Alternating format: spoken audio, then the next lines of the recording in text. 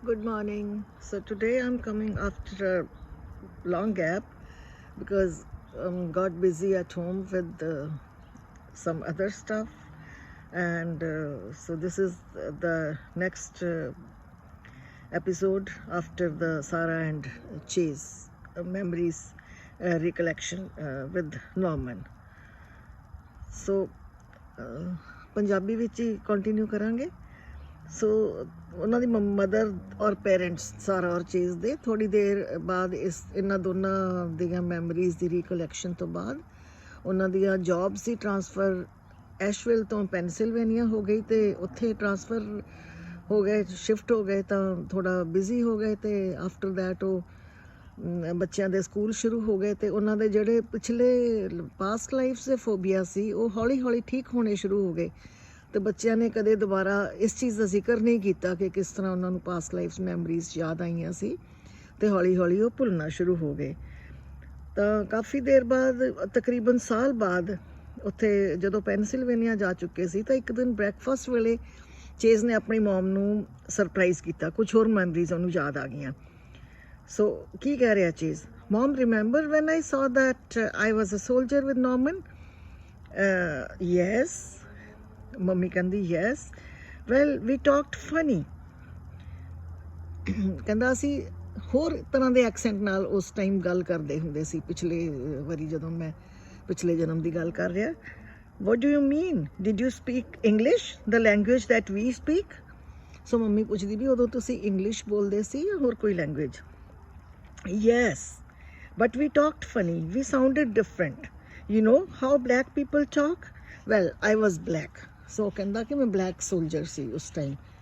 So ਇਸ ਜਨਮ 'ਚ ਤੇ ਉਹ white ਹੈ ਨਾ। So after recovering from my shock, I managed to ask in a more or less conversational tone, what were you with other black soldiers? Yes. His eyes looked to the side. He seemed to be viewing images in his mind and reporting to me what he saw. What else did you see? That's it. So ਉਹਨੇ ਇੱਕ ਗੱਲ ਕੀਤੀ ਕਿ ਉਸ time ਉਹ black soldier ਸੀ, ਉਸ ਤੋਂ ਬਾਅਦ ਉਹ ਭੁੱਲ ਗਿਆ, ਆਪਣਾ ਸੀਰੀਅਲ ਖਾਧਾ ਅਤੇ ਸਕੂਲ ਚਲਾ ਗਿਆ। ਸੋ ਇਸ ਤਰ੍ਹਾਂ ਆਫ ਐਂਡ ਔਨ ਉਹਨੂੰ ਥੋੜ੍ਹੀਆਂ ਥੋੜ੍ਹੀਆਂ ਹੋਰ ਮੈਮਰੀਜ਼ ਯਾਦ ਆਉਂਦੀਆਂ ਗਈਆਂ। ਉਸ ਟਾਈਮ ਤਕਰੀਬਨ 6 ਸਾਲ ਦਾ ਸੀ Chase. So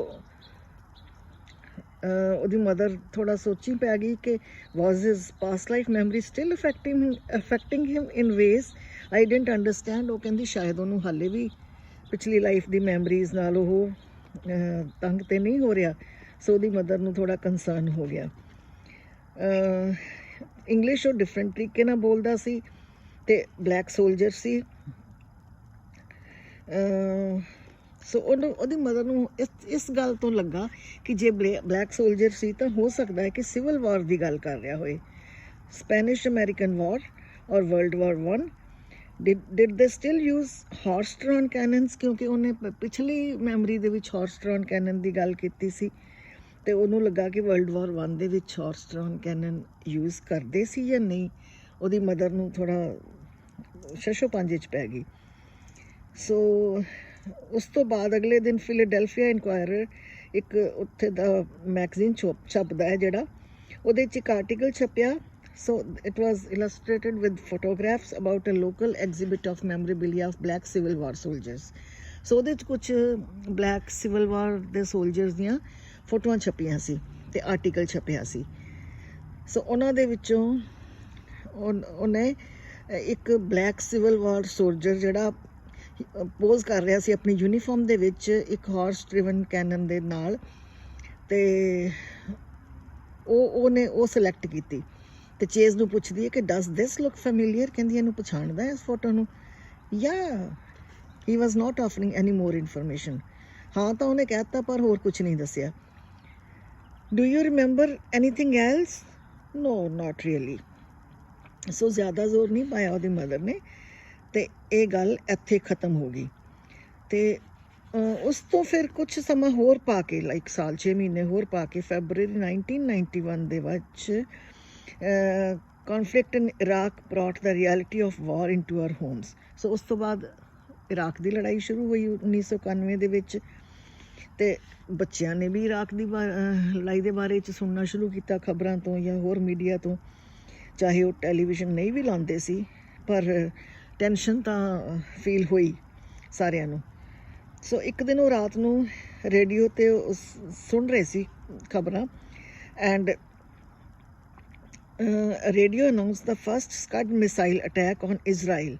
Thunder crashed, lightning flashed outside our window and the power went off. So ਉਹਨਾਂ ਦੇ ਉੱਥੇ ਬਿਜਲੀ ਵੀ ਚਲੀ ਗਈ ਤੇ ਖਬਰ ਇਹ ਦੱਸੀ ਜਾ ਰਹੀ ਸੀ ਕਿ ਮਿਸਾਈਲ ਦਾ ਅਟੈਕ ਹੋਇਆ ਇਜ਼ਰਾਈਲ ਤੇ ਉਹ ਸਾਰੇ ਥੋੜਾ ਘਬਰਾ ਗਏ ਤੇ ਚੇਜ਼ ਨੇ ਰੋਣਾ ਸ਼ੁਰੂ ਕਰ ਦਿੱਤਾ ਤੇ ਸਟੀਵ ਨੇ ਤੇ ਕੈਰਲ ਨੇ ਉਹਨੂੰ ਚੁੱਪ ਕਰਾਉਣ ਲਈ ਬੜੀ ਕੋਸ਼ਿਸ਼ ਕੀਤੀ ਤੇ ਉਹਨੂੰ ਸਮਝਾਇਆ ਕਿ ਫਿਲਾਡੈਲਫੀਆ ਤੱਕ ਲੜਾਈ ਨਹੀਂ ਆਉਣ ਲੱਗੀ, ਪਰ ਚੇਜ਼ ਹੋਰ ਕਿਸੇ ਗੱਲ ਤੋਂ ਘਬਰਾ ਰਿਹਾ ਸੀ, ਬਿਕੋਜ਼ ਇੱਥੇ ਅਮਰੀਕਾ 'ਚ ਰੂਲ ਹੈ ਕਿ 18 ਸਾਲ ਦੇ ਹੋਵੋ ਤੇ ਹਰ ਇੱਕ ਨੂੰ ਕਮਿਸ਼ਨ ਹੋਣਾ ਪੈਂਦਾ ਆਰਮੀ ਸਰਵਿਸ 'ਚ, ਤੁਸੀਂ ਨਾ ਨਹੀਂ ਕਰ ਸਕਦੇ ਜੇ ਕੰਟਰੀ ਤੁਹਾਨੂੰ ਬੁਲਾਉਂਦਾ ਹੈ। Everybody has to register for service 18 ਤੇ 26 ਸਾਲ ਦੀ ਉਮਰ ਦੇ ਵਿੱਚ। ਸੋ ਉਹ ਇਸ ਗੱਲ ਤੋਂ ਘਬਰਾ ਰਿਹਾ ਸੀ ਕਿ ਮੈਨੂੰ ਫੇਰ ਲੜਾਈ ਦੇ ਵਿੱਚ ਧੱਕ ਕੇ ਨਾ ਲੈ ਜਾਣ। ਸੋ ਕਹਿੰਦਾ they'll never make me fight again, they'll never make me fight again। ਸੋ 2-3 ਵਾਰੀ ਉਹਨੇ ਰਿਪੀਟ ਕੀਤਾ ਕਿ ਮੈਂ ਹੁਣ ਨਹੀਂ ਜਾਣਾ ਵਾਰ ਦੇ ਵਿੱਚ। what do you mean? ਉਹਦੀ ਮਦਰ ਪੁੱਛਦੀ। I want to do another regression like I did with Norman that time when I was a soldier। ਕਹਿੰਦਾ ਮੈਂ ਨਾਰਮਨ ਨਾਲ ਇੱਕ ਹੋਰ ਰਿਗਰੈਸ਼ਨ ਕਰਨਾ ਚਾਹੁੰਦਾ ਹੈ। ਸੋ ਉਹਨੇ ਹੁਣ ਬੜੀ ਦੇਰ ਬਾਅਦ ਇਹ ਆਪਣੀ ਇੱਛਾ ਜ਼ਾਹਰ ਕੀਤੀ। ਇਸ ਤੋਂ ਨੈਕਸਟ ਆਪਾਂ ਨੈਕਸਟ ਵੀਡੀਓ ਦੇ ਵਿੱਚ ਕਰਾਂਗੇ, ਕਿਉਂਕਿ ਮੈਂ ਡਿਸਾਈਡ ਕੀਤਾ ਕਿ ਵੀਡੀਓ ਥੋੜੀ ਛੋਟੀ ਬਣਾਇਆ ਕਰਾਂਗੀ। ਸਾਰਿਆਂ ਨੂੰ ਇੰਨਾ ਟਾਈਮ ਨਹੀਂ ਹੁੰਦਾ ਲੰਬੀ ਵੀਡੀਓ ਵਾਚ ਕਰਨ ਦਾ। Thank you. ਸੋ ਅੱਛੀ ਲੱਗੇ ਤੇ ਲਾਈਕ ਸਬਸਕ੍ਰਾਈਬ ਕਰ ਦੇਣਾ। Bye bye.